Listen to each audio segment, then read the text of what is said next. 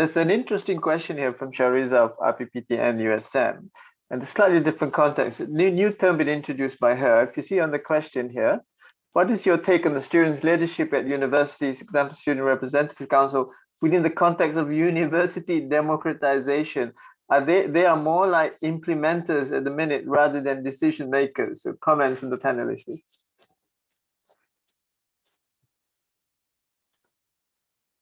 Perhaps Dato Aileen, maybe would you like to address that? Thank you, Yeah. thank you, Dr. Muzaimi. I think that is what been mentioned by Shariza is very true. You know, a lot of our student representative, they're not thinkers. You know, they are just followers and implementers. You know, they have no idea. They have been selected and put in a position that there's rules and regulations for them to follow, and it restrict them from having the freedom to actually move the student council activities. You know, I think this is very sad.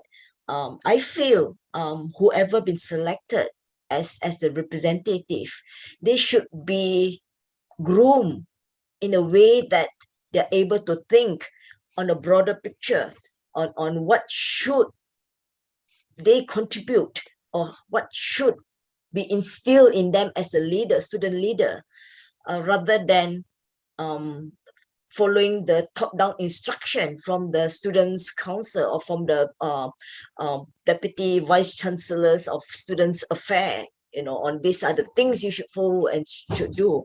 That is not how it should be. I remember many years back, or even before I born, you know, the student representative is a very strong representative and they have the voice. Now, if I look at the activities conducted by student representative, it is very, I would say, no impacts activities, you know, in a way. It doesn't bring benefits to the students. It doesn't make changes. Or address the needs of the other students, you know, especially now during the COVID pandemic. You know, students are having stress, you know, in terms of having to pay fee, and yet they're not in the campus, you know, all sort of thing.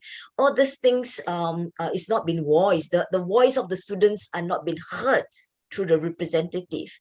I think we have to revamp and give more freedom and authority to the student representative to actually move their agenda, rather than we fix the agenda. The top management of the UC fix the agenda for them.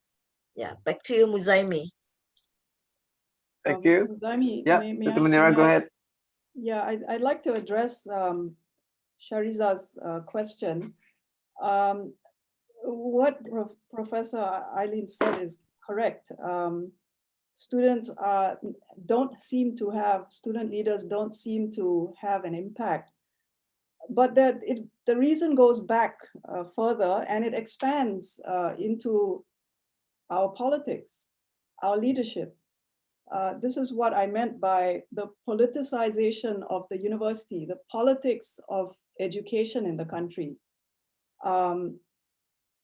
Of course, there is, you know, students are not supposed to question. They're not supposed to ask provocative questions. But it starts from primary one. It goes all throughout primary and secondary school. The way I conduct my classes, very rarely do I lecture, you know, spend an hour or two. What my class lasts 3 hours. I spend 2.5 hours interacting with the students, asking them to ask me questions. Of course, the first hour may be complete silence and very frustrating for me.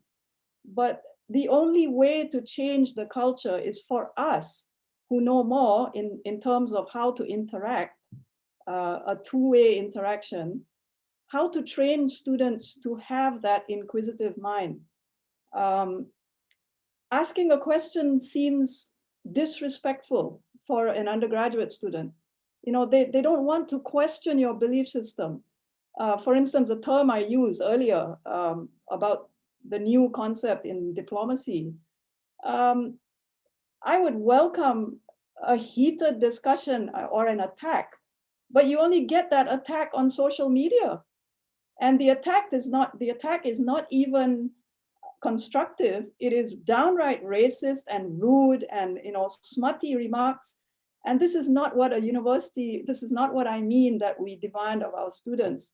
Attacking ideas within the classroom structure is how I evolved.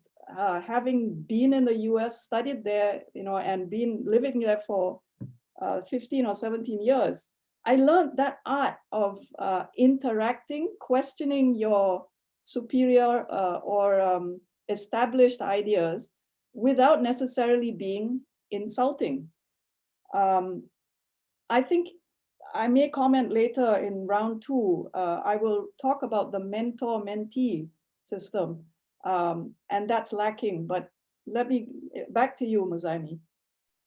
Munirah, I hope we can have a round 2. It looks like round 1 is where, you know, extended into a Q&A.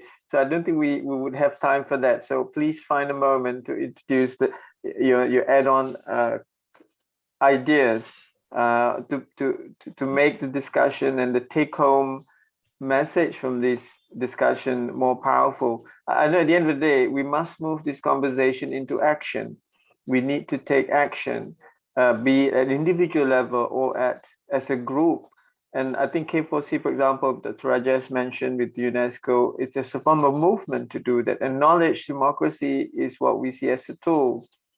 And the mindset is what Dato Aileen is highlighting, and to Munirah, you are implanting the root cause that require more hard talk, more serious open talk, rather than being ridiculed, if you like, you know. There are more questions hammering the chat wall now, but I spot one particular or two combined statement made by Dato Murshidi here regarding what's available. So therefore, that's what being used by the higher management, for instance, on measurement of how university or public university perform. So it does make a lot of sense there. And that relates to Suhaili's question on who should lead this change when it comes to, you know, why are we always blinded or guided by Q1, Q2, and that can, you know, diminish the true nature of knowledge, and also continue to feed in the new colonialism capital that we are talking here.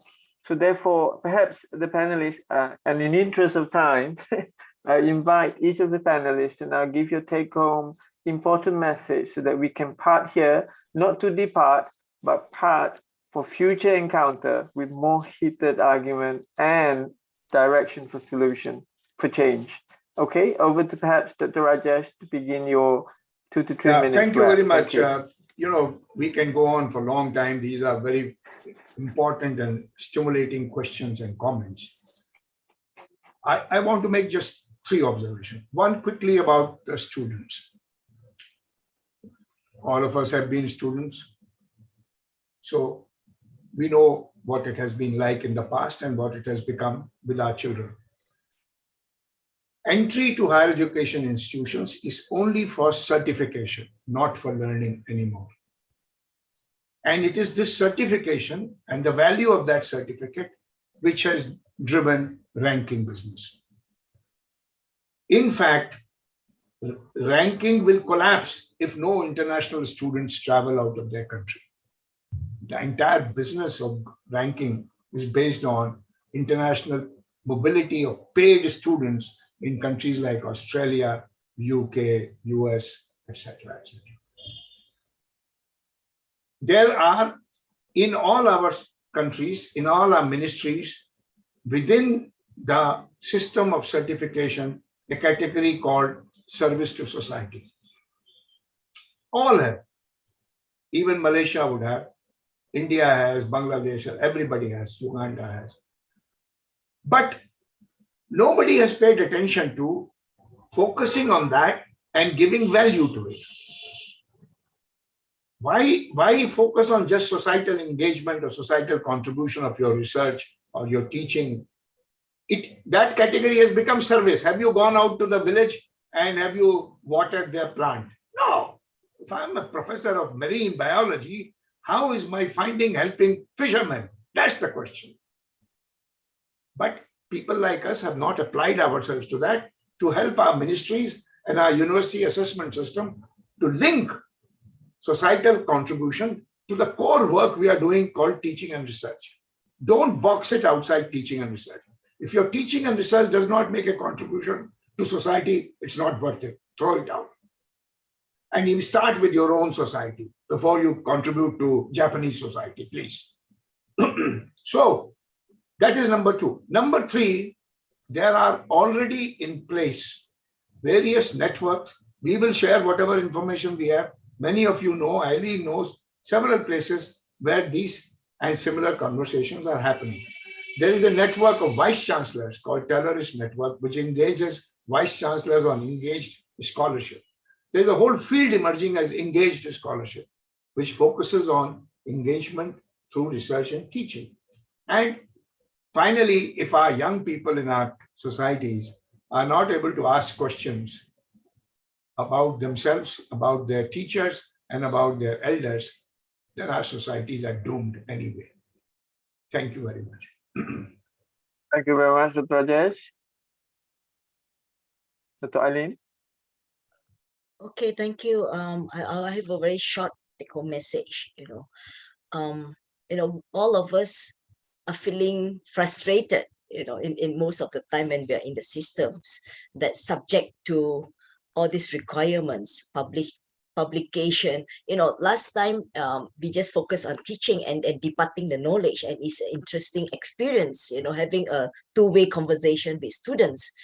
Like what Dr. Munirah has mentioned, students has evolved also. They are not being trained to ask questions, despite no question is asked, regardless of whether the teaching is on the wrong track or on the right track, no question is asked. That is something very sad also. And also in terms of making a change, we ourselves as an individual, we have to make painful decision. We have to make sacrifices. Like what Dr. Munirah have said, we sometimes have to forgo promotion to practice or walk our talk, what we believe principally. For example, going down to help the community, going to feel what the community actually experience in terms of the drop in fishing production. We have to go down to the ground and listen to them what they need. But all this thing doesn't translate to Q1 paper or Q2 paper. We might end up spending time helping the community, and yet we do not get promotion in the university. Those are the sacrifices we must be prepared to accept. If we believe in what we are doing is meaningful, ask ourselves, what is our priority in life. And the last take is for those younger scientists. I'm also as the same track as Dr. Munirah, on the way down, on the way out of the system. But for the younger one, sacrifices has to be made, and we have to be the change to make the change. That is all I want to say. Thank you to you, Dr. Muzaimi.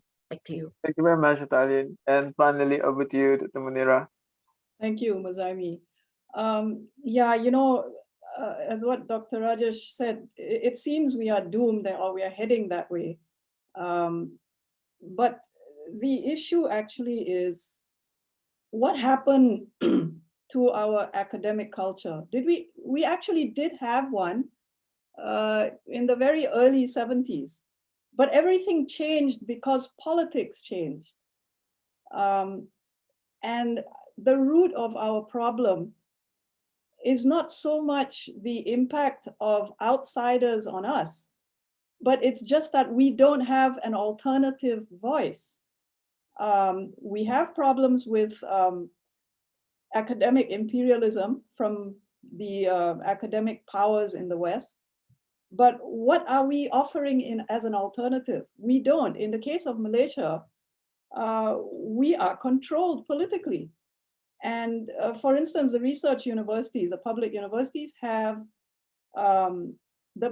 we are encouraged to produce policy papers. But this is not creative.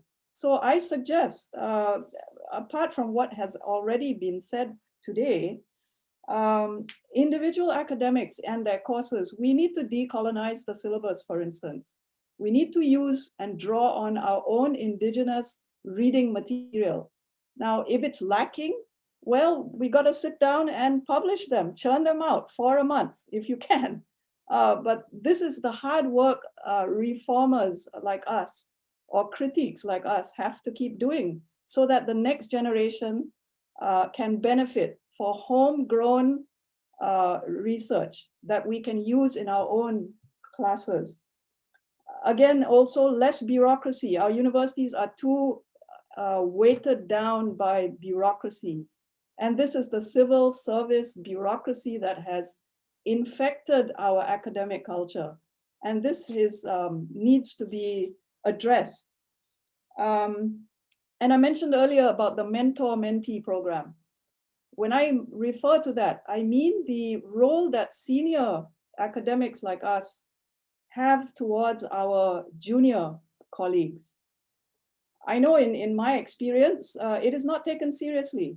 And because of our culture, you know, there's this culture of holding your cards close to your chest, not wanting to share knowledge, feelings of envy if there's somebody who is slightly more engaged out in society or famous, so to speak.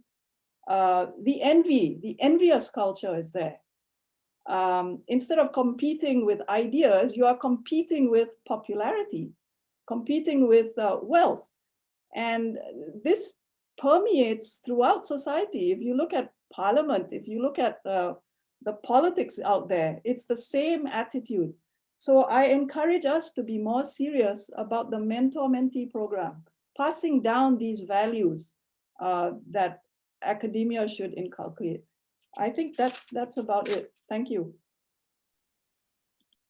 Thank you very much. I must admit, everyone in the room can actually feel that we are actually physically there with the panelists rather than online, you know. So imagine if you're physically able to come together, you know, you're bound to see some roses or flowers being thrown, or funny eggs being thrown on stage, if you like, depending on what angle perspective you're coming from. But I hope, I apologize to some of the other questions coming from the delegates we were not able to address in time, but certainly the recording here will be made accessible, from my understanding, by the Secretariat to all the delegates. And then you can certainly reach out to any of the panelists, you know, for any further deliberation you would like to have with them individually.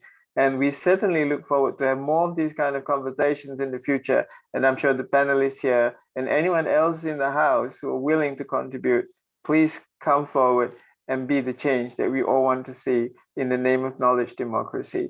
So on that note, please do not leave the room just yet.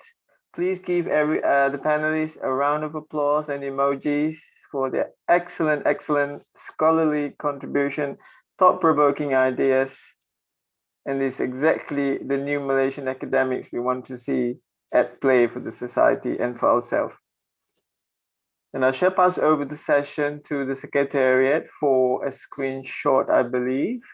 I'm looking for Dr. Rajesh. He may have some network issue back in New Delhi. Hopefully he will be coming back to join us for a group photo. If everyone can turn on your video as well. So I'll pass over the session to Claire from IBPTN. Hi all, can everyone just turn on your cameras a while I take a screenshot? May I request Dr. Rajesh able to come back? I'm just trying to get in touch with him. Please, thank you very much. Otherwise, this photo will be lack of energy. Sure, we will stuck in balance. Yeah. Yes, just a second. Thank you.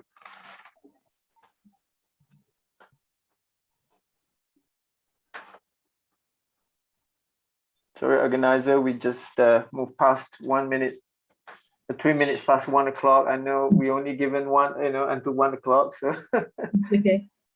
Thank you. Is Dr. Rajesh in yet? Hang on, I can't see his name yet. I think you should go ahead because I'm not able to. I mean, he's not on the phone, so maybe he's in another meeting, or maybe his network isn't working. I'm not sure. Okay, Oh, all okay. right. All right, all All right. Never mind. We should Photoshop him somehow into the mainframe later. Really All right, sorry over to about you, Clarine. Sorry, it's okay. Okay, Thank you, Narika. Thank you. Once again, thanks everyone. Have a nice day. it. Thank you. thank you all. Just 1 second. 1 second. 1, 2, 3. 1, 2, 3. Okay.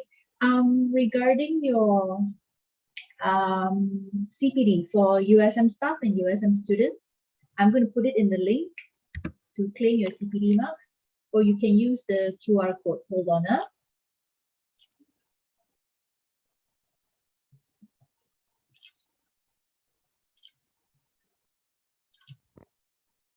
There we go. All right. Once you're done, thank you all so much for being with us today, and do come and join us in for our GAF Summit in mid-August 16 to 18. Thank you all so much. See you all. Thank you.